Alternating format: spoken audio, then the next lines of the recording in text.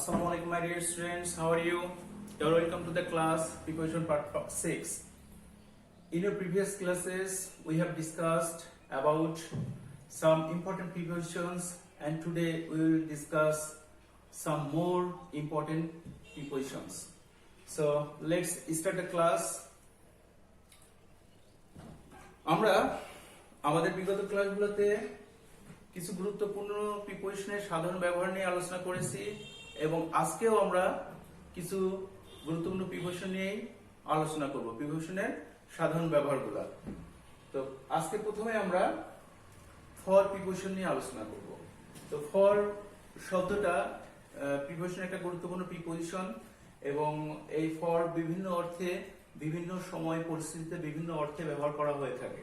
তো দেখো এখানে আমরা প্রথমেই ফর কখনো জন্যে, কখনো উদ্দেশ্যে, কারণে বা সময় বোঝাতে ফর ব্যবহার করা হয়। আমরা আগে এগুলোর উদাহরণ দেখে নিই। প্রথমে আমরা ফরের উদাহরণ দেখি আমরা। তো ফর শব্দটা কারণে বা জন্যে কিভাবে ব্যবহার করে আমরা দেখি এই উদাহরণটার মাধ্যমে। The boy failed for his carelessness. The boy failed for his carelessness. বালকটা ব্যর্থ হয়েছিল। কি জন্য ব্যর্থ হয়েছিল? For his carelessness. তাহলে এই কেয়ারলেসনেস তার অবহেলার কারণে বা জন্য সে ব্যর্থ হয়েছিল। এই অর্থে আমরা কি করব? প্রিপোজিশন ফর ব্যবহার করব। নেক্সট এক্সাম্পল, জন্য অর্থে দেখো, I waited there for him. আমি সেখানে তার জন্য অপেক্ষা করেছিলাম। তাহলে কার জন্য? তার জন্য। তাহলে এখানে জন্য অর্থে কি হবে? ফর ব্যবহার করা হবে। Next example, she came here for taking the bag. সে এখানে এসেছিল, তার আসার উদ্দেশ্যটা কি ছিল, আসার কারণটা কি ছিল, কি জন্য এসেছিল? টেকিং দ্য ব্যাগ, ব্যাগটা নেওয়ার জন্য বা ব্যাগটা নেওয়ার কারণে বা নেওয়ার উদ্দেশ্যে। তার মানে উদ্দেশ্য, জন্য, কারণ বোঝাতে কি করা হয়? ফর ব্যবহার করা হয়ে থাকে। এবারে আরেকটা উদাহরণ আমরা দেখি। It has been raining for 2 days. কোন নির্দিষ্ট সময় ধরে, কোন সময় যদি উল্লেখ থাকে 2 দিন, 4 দিন, 5 দিন, 2 ঘন্টা, 2 মাস, এরকম যদি সময় ধরে বোঝায় কোনো কাজ চলমান থাকে তাহলে তার সেই কাজ সময়টার পূর্বে কি বসে? ফর ব্যবহার করা হয়। তো তোমরা সিন্স সেও সময় পূর্বে ব্যবহার করা হয়, কিন্তু এখানে ফরটা হবে কি? কোনো সময় ধরে বা সময় ব্যাপী বোঝালে। তো আমরা ফরের আরো কিছু উদাহরণ দেখব। দেখো, ফর দূরত্ব, গন্তব্য বা মূল্য বোঝাতেও ফর ব্যবহার করা হয়ে থাকে। তো আমরা দেখি আরেকটা উদাহরণ দিয়ে। He walked for 5 miles. সে হেঁটেছিল কত মাইল? 5 মাইল। তো এই যে দূরত্ব, 5 মাইল দূরত্ব, এই দূরত্বের পূর্বে কি বসাইছি? আমরা ফর বসাইছি, কারণ দূরত্ব বোঝাতেও কি হবে? ফর ব্যবহার করা যায়। এবার দেখি আমরা, she started for London. সে শুরু করেছিল, started তার মানে সে শুরু করেছিল, কি শুরু করেছিল? তার যাত্রা। she started for London মানে লন্ডনে যাওয়ার জন্য তার যাত্রা শুরু করেছিল। তার মানে তার গন্তব্যটা কোথায় ছিল? লন্ডন। তো এই গন্তব্য বোঝাতে তার পূর্বে কি ব্যবহার করা হয়? ফর ব্যবহার করা হয়ে থাকে। এবার দেখি আমরা আরেকটা উদাহরণ। The dress cost for 20 টাকা। এই ড্রেসটা কত টাকা ব্যয় হয়েছে? 20 টাকা। তো এখন দেখো, এই যে ফর কিসের জন্য হলো? কোন নির্দিষ্ট টাকার পরিমাণ বোঝাতে, মূল্য বোঝাতে, কোন পণ্যের মূল্য বোঝাতেও কি করা হয়? ফর ব্যবহার করা হয়ে থাকে। তো আমরা ফরের গুরুত্বপূর্ণ ব্যবহার দেখলাম। এবারে আমরা আরেকটি প্রিপোজিশন নিয়ে আলোচনা করব, সেটা হলো অফ। তোমরা অফের ব্যবহারটা জানো। অফ শব্দের অর্থ এর, যেরকম কোনো কিছু বোঝাইতে, কোনো কিছুর, কোনো মানুষের, রহিমের, করিমের, এরকম অর্থে বোঝাতে কি করা হয়? ফর ব্যবহার করা হয়ে থাকে। তো ফরের গুরুত্বপূর্ণ কিছু উদাহরণ আমরা দেখি, প্র্যাকটিস করি। দেখো, he comes of a respectable family. সে এসেছে তার, এখানে দেখো রেসপেক্টেবল ফ্যামিলি মানে তার একটা সুনামধন্য একটা পরিবার। তার মানে এই পরিবারটাকে বোঝাতে তার জাতটাকে বোঝাচ্ছে। তো জাতে, তার মানে সে পরিবারের। এই অর্থে কি করা হবে? অফ ব্যবহার করা যাবে। এবার দেখো, this house is of my cousin. এই বাড়িটা আমার ভাইয়ের, চাচাতো ভাইয়ের। দেখো, মাই কাজিনের, তাহলে কি বোঝাচ্ছে? কারো, কোনো ব্যক্তির। এই ক্ষেত্রে কি ব্যবহার করা যাবে? অফ ব্যবহার করা যাবে। এর অর্থে অফ ব্যবহার করা হয়েছে এখানে। Next, the wall is made of bricks. এই দেয়ালটি তৈরি করা কি দ্বারা? ব্রিক দ্বারা, মানে ইট দ্বারা, ইটের তৈরি। তাহলে ইটের, এর বোঝাতে কি করা হয়েছে? এখানে অফ ব্যবহার করা হয়েছে। তার মানে কখনো কোনো কিছুর এর, কোনো কিছু দিয়ে তৈরি ইত্যাদি অর্থে কি ব্যবহার করব আমরা? অফ ব্যবহার করব। আবার আরেকটি উদাহরণ দেখি আমরা। He lives in the city of Dhaka.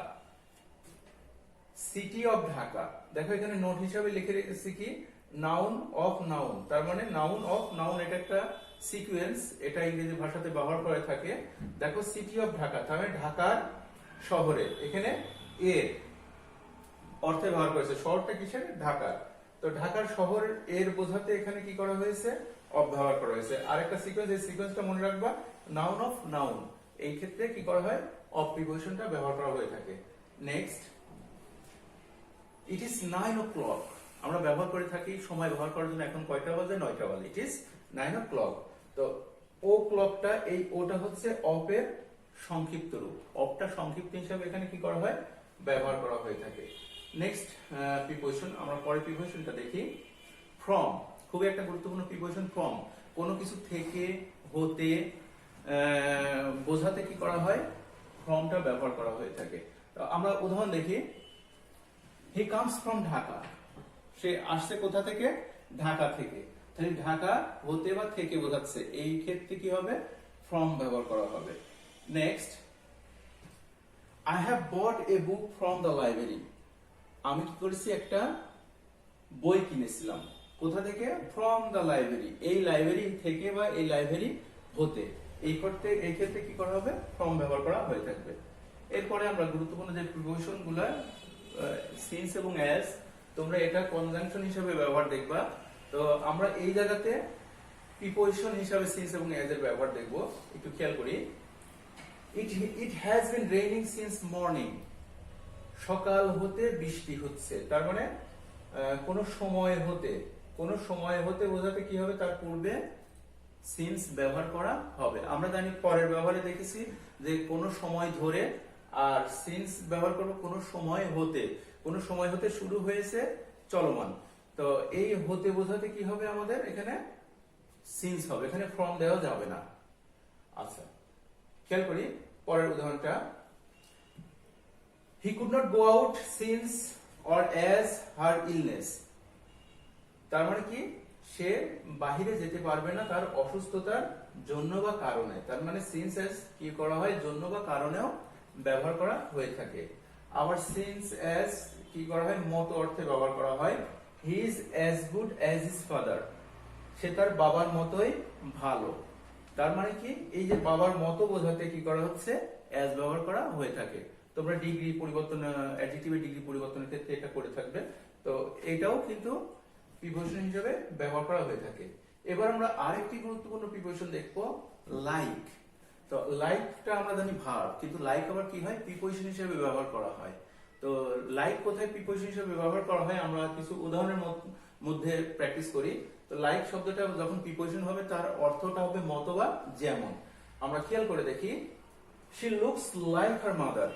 তাকে দেখতে তার মায়ের মতো। শি লুকস, তাকে দেখাচ্ছে বা দেখতে, লাইক হার মাদার, কার মতো? তার মায়ের মতো।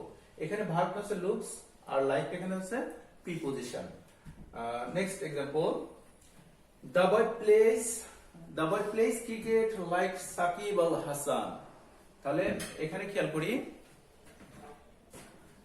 The boy plays cricket like Sakib Al Hasan. তাহলে সেই বয়টা কি করছে? ক্রিকেট খেলে কার মতো? সাকিব আল হাসানের মতো। মানে সাকিব আল হাসান যেমন খেলে তেমন সে ক্রিকেট খেলে। এই ক্ষেত্রে কি হবে? লাইক ব্যবহার করা হবে। Next preposition. এবারে আমরা দেখব বিফোর। তো আমরা জানি বিফোর মানে পূর্বে। বিফোরটা কনজাংশন হিসাবে ব্যবহার করা হয়, আবার প্রিপোজিশন হিসাবে ব্যবহার করা হয়। কনজাংশন হিসাবে ব্যবহার করা হয় দুইটা ক্লজ যুক্ত করার ক্ষেত্রে, আর প্রিপোজিশন কোনো কিছু পূর্বে বা সম্মুখে বোঝাতে বিফোর ব্যবহার করা হয়ে থাকে। আমরা উদাহরণ দেখি। I have finished my work before going to college. আমি আমার কাজ শেষ করেছি। I have finished my work, আমি আমার কাজ শেষ করেছি before going to college, কলেজে যাওয়ার পূর্বে। তার মানে কলেজে যাওয়ার পূর্বে আমার কাজটা শেষ হয়েছে। সুতরাং বিফোর কি কোনো কিছুর পূর্বে বা কোনো কাজের পূর্বে, দুইটা কাজের মধ্যে একটা কাজের আগে বোঝাতে কি হবে, বিফোর ব্যবহার করা হবে। এবার দেখো আরেকটা উদাহরণ দেখি আমরা সামনে বোঝাতে, she stands before me। Before মানে আমরা জানি পূর্বে, কিন্তু কারো সামনাসামনি বোঝাতে কি করা হয়, বিফোর ব্যবহার করা হয়। she stands before me, সে আমার সম্মুখে দাঁড়িয়ে, আমার সামনে দাঁড়িয়ে। এই ক্ষেত্রে কি করব আমরা, বিফোর ব্যবহার করব। আচ্ছা, এবার আমরা দেখি আফটারের ব্যবহার। আফটার আমরা জানি আফটার মানে পরে, এবং কোনো কিছু অনুযায়ী বোঝাতেও আফটার ব্যবহার করা হয়ে থাকে। দেখি আমরা আফটার ব্যবহার, we reached home after him, আমরা তার পরে কি করেছিলাম, বাড়িতে পৌঁছেছিলাম। তার মানে আমার পৌঁছানোটা হয়েছিল কি তারপরে, সেজন্য আফটার হিম ব্যবহার করা হয়েছে। Next example, they did it after my direction, সে ডিড ইট, তারা এটা করেছিল আফটার মাই ডিরেকশন। তো আফটার মাই ডিরেকশনটা কি, আমার মত অনুযায়ী, মানে আমার মত অনুসারে, মানে আমি যেভাবে ডিরেকশন দিয়েছিলাম তারপরে তারা সেই অনুযায়ী করেছে। এই ক্ষেত্রে আফটার ব্যবহার করা হবে। Next, between. বিটুইন এবং অ্যামং দুটো গুরুত্বপূর্ণ প্রিপোজিশন। তো দুইজনের মধ্যে কোনো কিছু বন্টন বোঝাতে, কোনো কাজ বোঝাতে দুইজনের মধ্যে, সেই ক্ষেত্রে আমরা বিটুইন ব্যবহার করব। এক্সাম্পল দেখি, mother divides the bread between her two sons, মা কি করছে, রুটি, ডিভাইডস ভাগ করে দিচ্ছে, দ্য ব্রেড রুটিটি, ব্রেডটি, বিটুইন হার টু সন্স তার দুই সন্তানের মধ্যে। তার মানে দুইজনের মধ্যে হলে বিটুইন হবে। আর যদি দুইয়ের বেশি হয় তাহলে আমরা সেই ক্ষেত্রে কি করব, অ্যামাং, মানে অনেকজনের মধ্যে, মানে দুইয়ের অধিক হলে আমরা কি করব, অ্যামাং ব্যবহার করব। দেখো, teacher distributes mangoes among the students, among the students, শিক্ষক কি করছে, ডিস্ট্রিবিউটস বিতরণ করে দিচ্ছে, ম্যাঙ্গোস আমগুলো, অ্যামাং দ্য স্টুডেন্টস শিক্ষার্থীদের মধ্যে। তার মানে শিক্ষার্থী কি, দুইয়ের অধিক, অনেক, অনেক বোঝাতে তার পূর্বে কি হবে, অ্যামাং হবে, আর দুই বোঝাতে তার পূর্বে কি হবে, বিটুইন হবে। খুবই গুরুত্বপূর্ণ প্রিপোজিশন। আচ্ছা, নেক্সট, এবারে আমরা থ্রো, THROUGH, এটা অনেকেই এই আর যদি এখানে না দাও তাহলে দো হয়ে যাবে, এই বানানটা খেয়াল রাখতে হবে, এই উচ্চারণটা হবে থ্রো। এই থ্রো শব্দটার অর্থ কি, মধ্যে দিয়ে বা বরাবর, কোনো কিছুর মধ্যে দিয়ে বা কোনো কিছু বরাবর যাওয়া বোঝাতে কি করা হয়, থ্রো ব্যবহার করা হবে। দেখি আমরা উদাহরণটা, water is passing through the pipe, water is passing through the pipe, পানি প্রবাহিত হচ্ছে কিসের মধ্যে দিয়ে, পাইপের মধ্যে দিয়ে, মানে পাইপের মধ্যে দিয়ে, পাইপের বরাবর কি হচ্ছে, পানি প্রভাবিত হচ্ছে। তো পাসিং থ্রু, মধ্যে দিয়ে বোঝাতে এখানে থ্রো ব্যবহার করা হয়েছে। এবার দেখি আমরা, we are walking through the forest, we are walking, we are walking through the forest, আমরা কি করতেছিলাম, হাঁটতেছিলাম, থ্রু দ্য ফরেস্ট বনের মধ্য দিয়ে বা বনের বরাবর আমরা কি করতেছিলাম, হাঁটতেছিলাম। এই ক্ষেত্রে কি হবে, থ্রু ব্যবহার করা হবে। তার মানে কোনো কিছুর মধ্যে দিয়ে, কোনো কিছুর ভেতর দিয়ে চলমান, গতিশীল অবস্থা বোঝাতে থ্রো ব্যবহার করব। নেক্সট,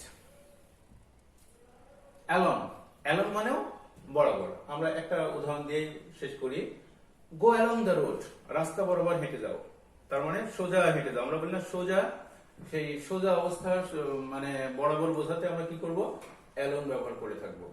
নেক্সট, অ্যাক্রস, অ্যাক্রস শব্দটার অর্থ হচ্ছে কোনো কিছুর এক প্রান্ত থেকে অপর প্রান্ত। ধরো এই বোধটার এই প্রান্ত থেকে এই প্রান্ত, তার মানে কি সমগ্র।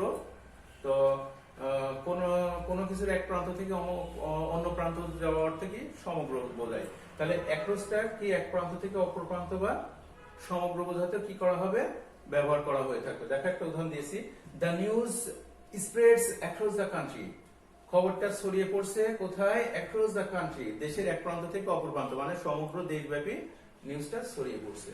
তো এই ক্ষেত্রে আমরা এই প্রিপোজিশনটা ব্যবহার করব। এবার আমরা একটা গুরুত্বপূর্ণ প্রিপোজিশন ব্যবহার করব, বাহাইন্ড। বাহাইন্ড মানে পেছনে পড়ে থাকা, পেছনে অর্থে বিক্রি করা হয়, বাহাইন্ড ব্যবহার করা হয়ে থাকে। তো দেখি আমরা বাহাইন্ডের উদাহরণ, পেছনে বিলম্বে বা গোপনে। দেখো, হি স্ট্যান্ডস বাহাইন্ড মি, সে দাঁড়িয়ে আছে আমার পেছনে, বা বিলম্বে অর্থেও যে আমার পেছনে এসেছে, দেরি করে এসেছে, বা দাঁড়িয়ে আছে আমার পেছনে। তো এই আমার পেছনে বোঝাতে কি হবে, বাহাইন্ড ব্যবহার করা হবে। Next, we should not speak behind others, আমরা কোনো কিছু বলবো না বাহাইন্ড আদার্স, মানে অন্যদের অনুপস্থিতিতে, বিলম্বে, মানে কেউ এখন উপস্থিত নেই, তার অনুপস্থিতিতে আমরা কথা বলি, যেটা করা ঠিক নয়, সেই অর্থে কি করা হয়, behind ব্যবহার করা হয়ে থাকে। দেখো আর একটি উদাহরণ দেখি আমরা, beside, beside মানে কি, পাশে। তো beside দেখো, he stands beside me, সে আমার পাশে দাঁড়িয়ে আছে। আমরা by পড়েছিলাম, তো by the side এর সংক্ষিপ্ত রূপ হচ্ছে beside। Next, there is none beside her, তার পাশে কেউ নেই, তার মানে পাশে বোঝাতে কি হবে, beside ব্যবহার করা হবে। নেক্সট, against, against মানে বিপরীতে বা বিপক্ষে। আমি বলি না সে আমার বিপরীতে কাজ করছে, আমরা বলে থাকি সে আমার বিপরীতে দাঁড়িয়েছে, সে আমার বিপক্ষে। এই বিপক্ষে বিপরীতে অর্থে against ব্যবহার করা হয়ে থাকে। উদাহরণটা আমরা দেখি, he stands against me, সে আমার বিপক্ষে দাঁড়িয়ে, মানে আমার বিপরীতে, তার মানে তার সাথে আমার কোনো কিছু নিয়ে বিরোধ, এই অর্থে মানে আমার বিপরীতমুখী, সেই ক্ষেত্রে against ব্যবহার করব। Next, we protested against their enmity, আমরা কি করেছিলাম, we protested against their enmity, আমরা তাদের কি শত্রুতার বিপক্ষে কি করেছিলাম, প্রতিবাদ করেছিলাম। তার মানে কোনো কিছুর বিপক্ষে বা বিপরীতে কি করা, অবস্থান করাটাই হচ্ছে against। সো আজকে আমরা খুবই গুরুত্বপূর্ণ প্রিপোজিশন নিয়ে আমরা আলোচনা করলাম। তো অনেকগুলো প্রিপোজিশন নিয়ে আলোচনা করা হলো মোটামুটি, ইনশাআল্লাহ আমরা প্রায় শেষ প্রান্তে আসছি। আগামী ক্লাসে ইনশাআল্লাহ প্রিপোজিশন আলোচনাগুলো শেষ হয়ে যাবে। তো you should be careful about your study. I request you to watch the next class and you should practice them in your everyday life. So you are welcome to the class. Thank you everybody. See you soon. Assalamu alaikum wa rahmatullah.